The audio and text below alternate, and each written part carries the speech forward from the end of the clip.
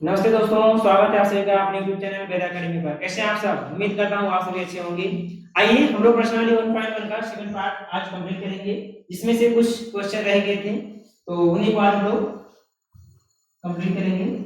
जिनमें से हमारा जो है पहला क्वेश्चन था, क्या था? जांच कीजिए कि क्या किसी प्राकृत संख्या n के लिए संख्या 6 की पावर n अंक 0 पर समाप्त हो सकती है।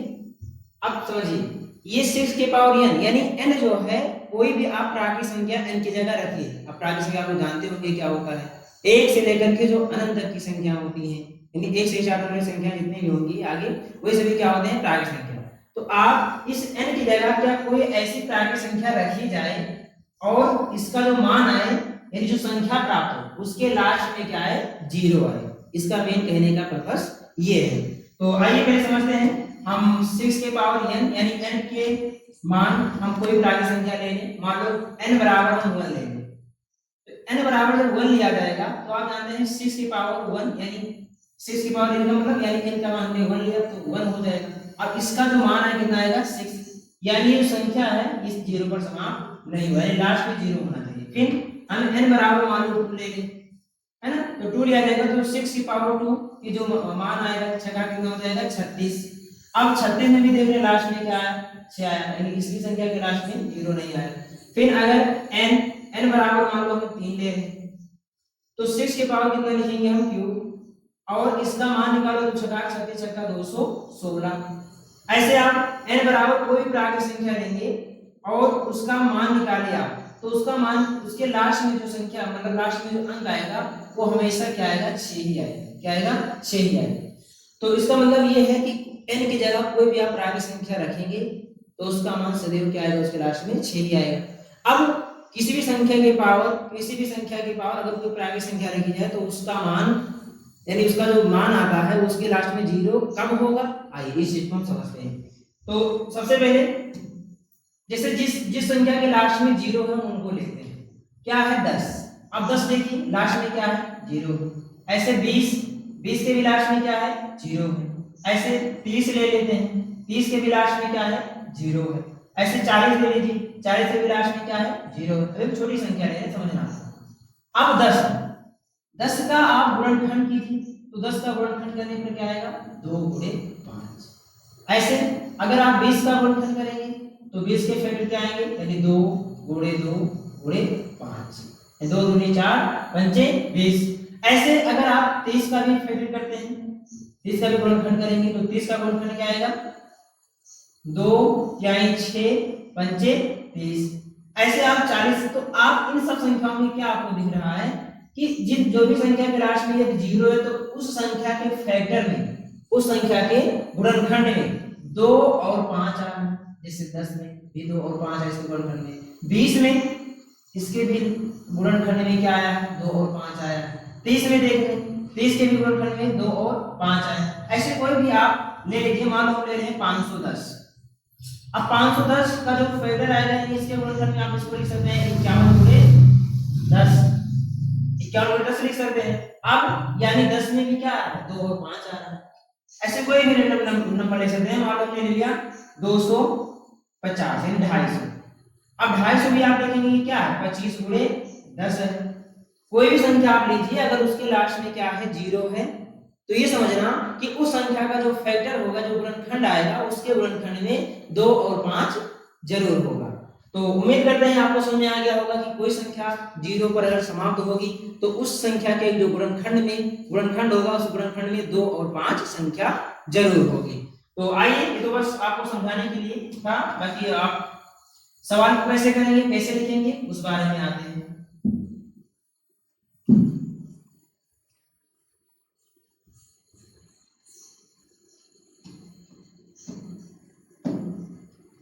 तो यहां लिखेंगे आप हल, और क्या लिखेंगे आप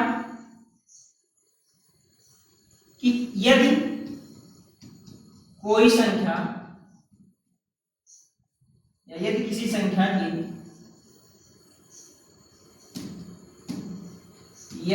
संख्या की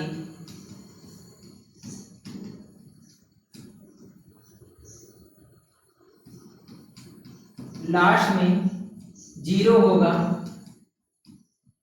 तो उस संख्या के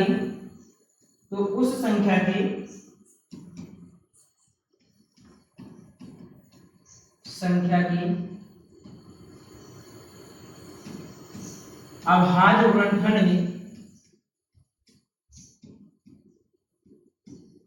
गुणनखंड में 2 और 5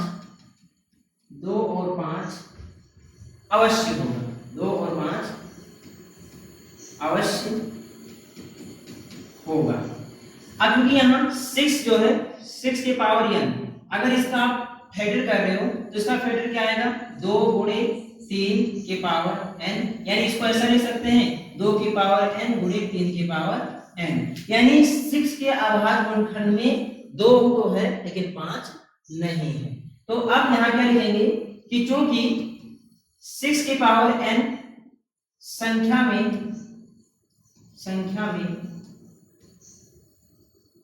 के गुणनखंड में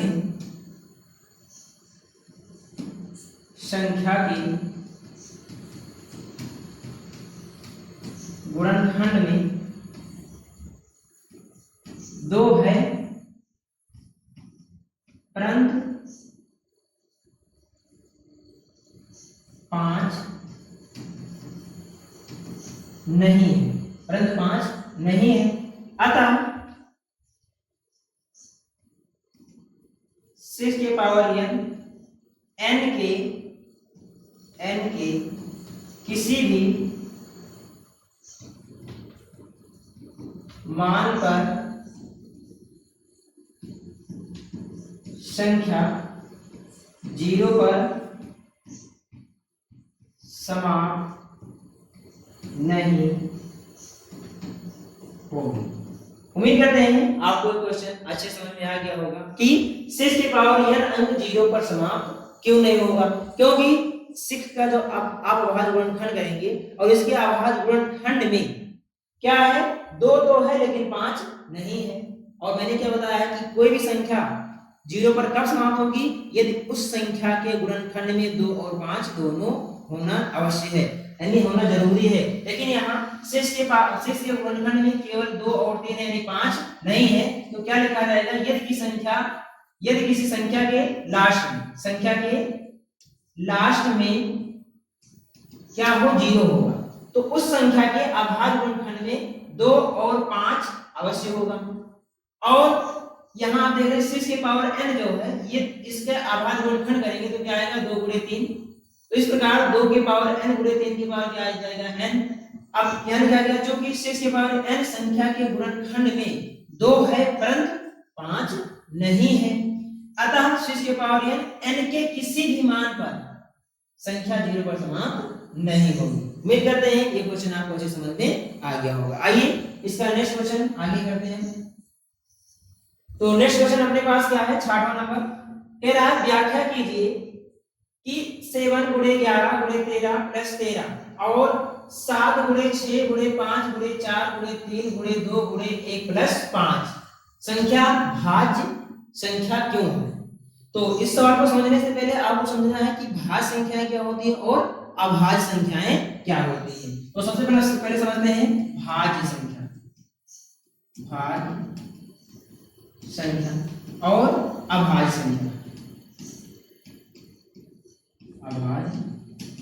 संख्या। तो भाज्य संख्याएं क्या होती हैं, यानी ऐसे संख्याएं जिनका गुणनखंड किया जाए और उनका गुणनखंड जो है वो क्या हो 3 हो या 3 से ज्यादा हो, तो ऐसी संख्या क्या होती है भाज्य संख्या कहलाती है, कंपोजिट नंबर्स कहलाता है। अब मान लो यहाँ पर मैंने ले लिया 4, अब 4 की संख्या है भाज्य संख्या है, क्यों, क्योंकि 4 को काटने वालों की संख्या कितनी है, यानी 4 जो है वो 1 से भी कट जाएगा, 4 जो है 2 से भी कट जाएगा और 4 स्वयं से भी कट जाएगा। ऐसे अगर आप ले लो यहाँ पर 6, अब 6 क्या है 6 1 से भी कट जाएगा और 6 जो है ये 2 से भी कट जाएगा, 2 क्या है 6 जो है 3 से भी कट जाएगा, 3 2 6 और 6 जो है स्वयं से भी कट जाएगा। तो इस प्रकार 6 के कितने गुणनखंड होंगे 3 गुणनखंड, यानी 4 कह सकते हो, क्योंकि 1 जो है ये तो सभी के गुणनखंड में आता है। तो यानी भाज्य संख्याएं वह संख्याएं होती हैं जिनका गुणनखंड क्या हो 3 हो या 3 से ज्यादा हो, तो वह संख्याएं क्या होती हैं भाज्य संख्याएं कहलाती हैं। अब आते हैं अभाज्य संख्याएं। आभास संख्या क्या होता है? ऐसी संख्याएं जिनका हम गुणनखंड करें और गुणनखंड उनका कितना है? 2 आए, या तो स्वयं हो या फिर 1 हो, जैसे कि 2। अब 2 की संख्या एक आभास संख्या है, क्यों? क्योंकि 2 को काटने वाले अंकों की संख्या कितनी है? या तो ये 1 से कटेगा या फिर 2 स्वयं से कटेगा। ऐसे फिर मान लो आप 3 ले लेते हैं, 3 3 देखिए 3 तो या तो 1 से कटेगा या 3 स्वयं से कटेगा। ऐसे 5 5 क्या? या तो 1 से कटेगा या 5 स्वयं से कटेगा। तो इस प्रकार की संख्याएं जिनका केवल 2 ही गुणनखंड होता है तो वे संख्याएं क्या होती हैं? आभास संख्याएं कहलाती हैं। और जिन संख्या का गुणनखंड 3 हो या 3 से ज्यादा हो तो ऐसे संख्याएं क्या कहलाते हैं? भाज्य संख्याएं कहलाते हैं। तो उम्मीद करते हैं भाज्य संख्या और आभास संख्या समझ में आ गया होगा कि भाज्य संख्या किसे कहते हैं और अभाज्य संख्याएं किसे कहते हैं। चलिए तो इस सवाल को सॉल्व करते हैं हम लोग। तो यहाँ पे क्या है? हमारे पास 2 संख्या है, एक तो ये है और एक ये है। तो इनको हम पहली संख्या इधर लेते हैं, तो यहाँ लिखेंगे हम पहली संख्या। पहली संख्या क्या हमारे पास? 7 गुणे 11 गुणे 13 प्लस 13। अब देखिए यहां से यहां तक ये पूरा एक संख्या यानी ये मल्टीपल है, इसमें क्या जोड़ना है? 13। तो अब 13 इसमें भी और 13 यहाँ भी है, तो आपको क्या करना है? इस 13 को ले लेना है कॉमन। तो 13 को जब कॉमन लोगे तो इसमें अब कॉमन मतलब क्या होता है? भाग देना। यानी इस पूरी संख्या में आप 13 से भाग दोगे तो क्या हो जाएगा? 13 से 13 कट जाएगा, क्या बचेगा? 7 into 11 यानी 7 गुणे 11। अब यहाँ आ जाओ, यहाँ आपने 13 को कॉमन ले लिया तो यहाँ क्या बचेगा? केवल प्लस में 1।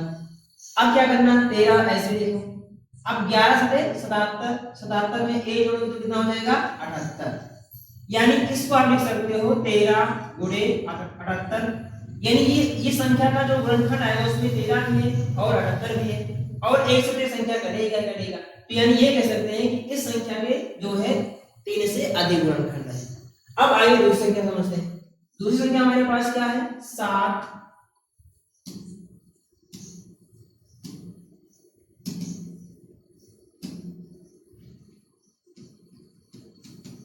दूसरी संख्या हमारे पास है 7 गुणे 6 गुणे 5 गुणे 4 गुणे 3 गुणे 2 गुणे 1 और प्लस कितना है? 5। अब देखो यहाँ भी क्या है? यहाँ से यहाँ तक देखेंगे तो इसमें भी 5 है और यहाँ भी 5 है, तो 5 को क्या कर लेना है आपको? कॉमन। तो 5 को जब कॉमन ले लेंगे तो इसमें क्या बचेगा? 7 गुणे 6 गुणे 4 गुणे 3 गुणे 2 गुणे 1 और यहाँ क्या बचेगा? केवल प्लस 1 बचेगा। अब क्या करना है? मल्टीपल कर लेंगे। तो मल्टीपल करेंगे तो क्या हो जाएगा? 2 एक नम 2 2 तिहाई 6 और 6 जोड़ के 24 और 6 सते 42 6 सते 42। तो 42 का क्या कर लीजिए आप? 24 से मल्टीपल। तो 42 का 24 से मल्टीपल करेंगे तो क्या होगा? 4 दूनी 8 4 चौक 16, फिर 2 से करेंगे 2 दूनी 4 और 2 चौक 8। ये 8 6 4 10 के जीरो यहाँ से आएगा 1 8 और 1 9 9 और 1 यहाँ से कितना हो जाएगा? 10। तो इस प्रकार ये कितना हो जाएगा? 1008 और फिर क्या बचेगा? प्लस 1। तो 1008 और प्लस 1 कितना हो जाएगा? 1009। अब क्या करना देखिए, इसको आप लिख सकते हैं 5 गुणे 1009। अब यानी ये भी संख्या जो है इसमें भी क्या है? 3 है या 3 से अधिक गुणनखंड है। तो अब जब इसके 3 यानी 3 गुणनखंड है, अगर 3 गुणनखंड से ज्यादा आ रही है संख्या में तो आप लिख सकते हो संख्या क्या है? भाज्य। यहाँ क्या लिखेंगे कि अतः दी गई संख्या की 3 से या 2 से भी लिख सकते हैं क्योंकि 2 से अधिक गुणनखंड है, 2 से अधिक गुणनखंड है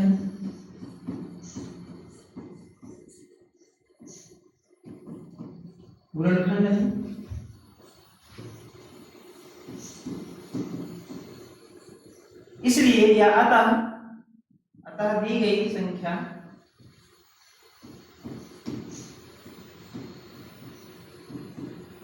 भाज्य है।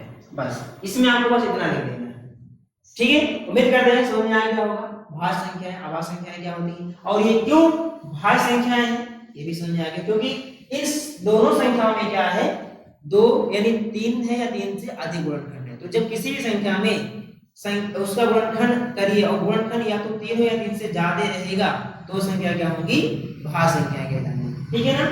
चलिए तो आते हैं फिर नेक्स्ट क्वेश्चन पर। रिवाइज क्वेश्चन सॉल्व कीजिए आपको।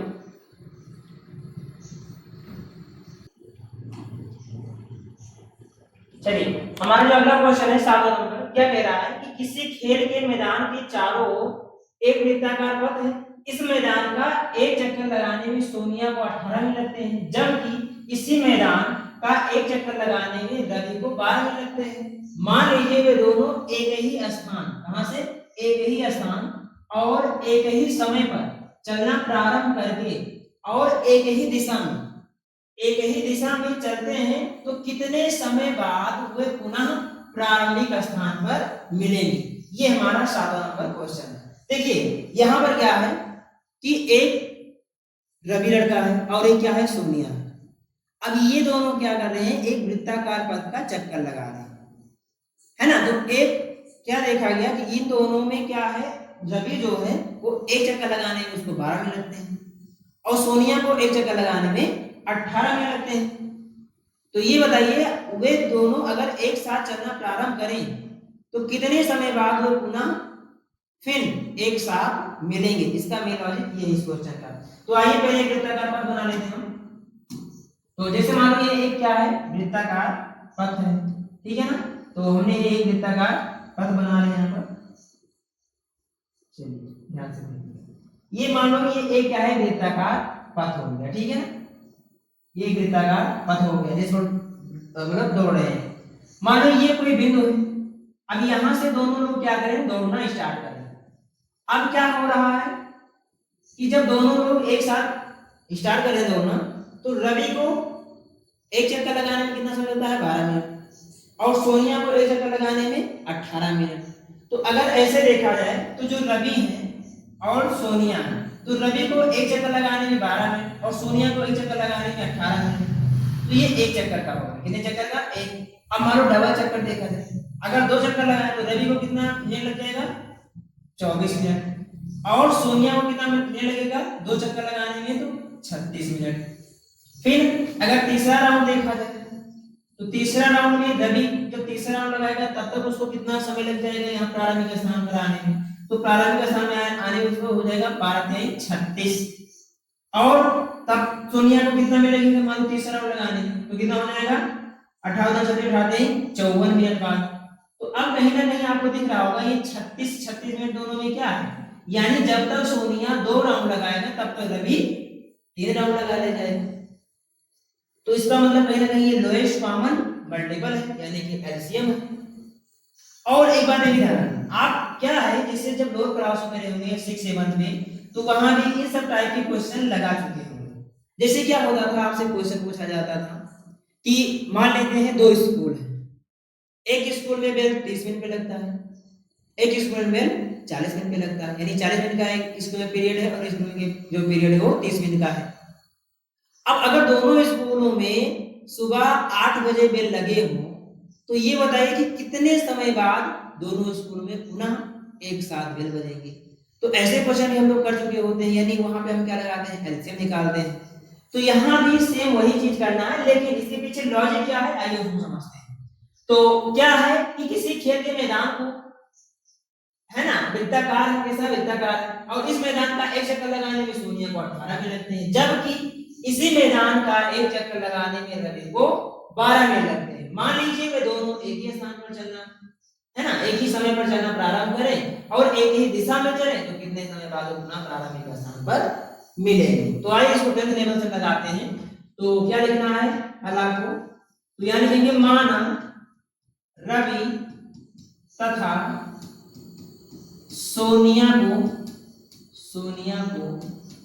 सोनिया को क्रमशः, है ना, क्रमशः यानी क्रमशः जैसे रवि को तो रवि और सोनिया तो रवि, क्रमशः एक्स तथा वाई चक्कर में, है ना, वाई चक्कर बाद, है ना। मान लेते हैं हमें नहीं पता है कि वे दोनों पुनः प्रारंभिक स्थान पर कब मिलेंगे, तो हम ये मान लेते हैं कि माना रवि तथा सोनिया को क्रमशः एक्स तथा वाई चक्कर बाद पुनः, यानी रवि एक्स चक्कर लगाएगा और सोनिया वाई चक्कर जब लगाएगी तो वह क्या होगा, मतलब चक्कर बाद पुनः, एक चक्कर बाद या पुनः ना लिख के लीजिए, टी समय बाद, है ना,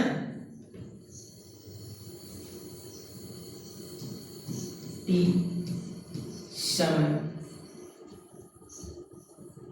समय में या टी मिनट में, ऐसे मिनट लिख दो ज्यादा सही रहेगा क्योंकि मिनट में इसमें कह रहा है, क्या लिखेंगे मिनट में, टी मिनट में पुनः प्रारंभिक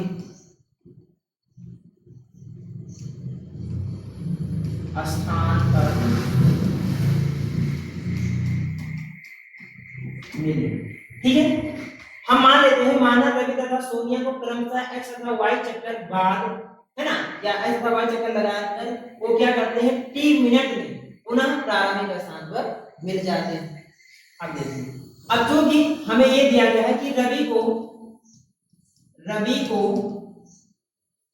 एक चक्कर लगाने में, एक चक्कर लगाने में, एक चक्कर लगाने में 12 मिनट तथा सोनिया को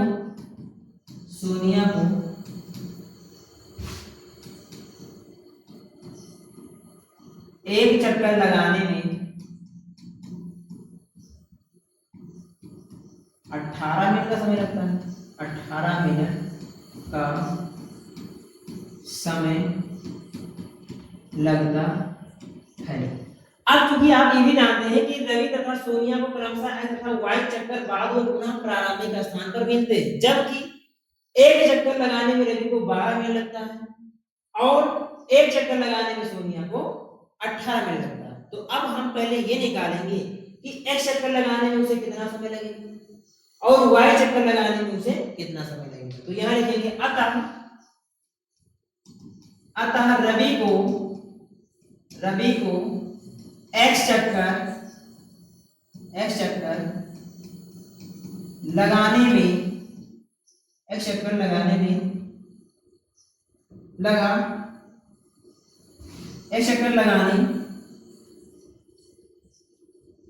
लगाने में लगा समय कि बराबर क्या हो जाएगा, क्योंकि समय टी बराबर क्या हो जाएगा, अब एक चक्कर लगाने में 12 मिनट लगता है तो एक्स चक्कर लगाने में 12x हो जाएगा, कितना हो जाएगा 12x मिनट हो जाएगा। अतः आप ये भी लिख सकते हो, अतः सोनिया को वाई चक्कर लगाने में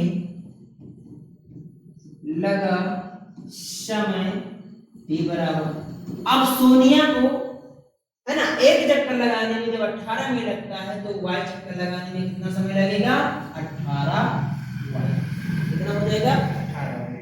अब यहां लिखेंगे कि चूंकि, या अतः भी लिख सकते हो, अतः आप ये लिख सकते हो कि ये टी जो समय है यानी टी बराबर क्या है 12x, यानी टी के बराबर ही क्या है 12x है और टी के बराबर कितना है 18y, क्योंकि आप मान लिए हैं कि रवि तथा सोनिया को x तथा y चक्कर लगाने के बाद पुनः t मिनट में प्रारंभिक स्थान पर मिलेंगे। तो अब एक चक्कर लगाने में रवि को 12 मिनट लगता है और एक चक्कर लगाने में सोनिया को 18 मिनट लगता है, तो x चक्कर लगाने में कितना समय लगेगा तो 12x मिनट लगेगा और सोनिया को y चक्कर लगाने में 18y लगेगा। तो यानी ये समय और t ये तीनों आपस में क्या हो जाएंगे बराबर।